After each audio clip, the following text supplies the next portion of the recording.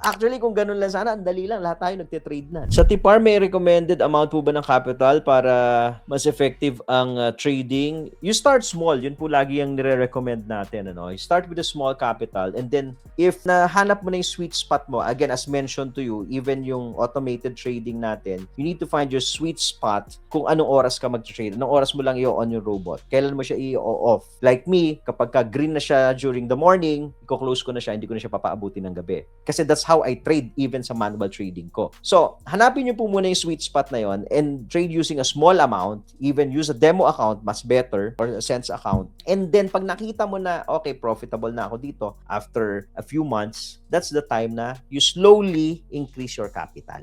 Again, slowly increase your capital. Journey po kasi ang trading eh, di ba? Hindi siya one time, big time na, sige, lakihan ko yung capital ko para expecting na mabalaki kagad yung balik, no? Wala pong gano'n. Mostly, yung magawa po ng gano'n, hindi tumatagal dito sa game na to. Mostly, after a few months, nauubos yun. So, again, based on experience, yung sinasabi natin sa inyo, pinakamaganda po is you start small, find your sweet spot, and then slowly scale your trade. Hindi lang po sa Tipar yan, ha? Kahit anong sistema, ganyan po. Yan yung basic. But sadly kasi, pagka newbie tayo, gusto natin, pasok agad para malaki kita. Sayang naman, tito. Hindi ganun eh. Actually, kung ganun lang sana, ang dali lang. Lahat tayo nagtitrade na. Lahat nasa trading na. But it's not.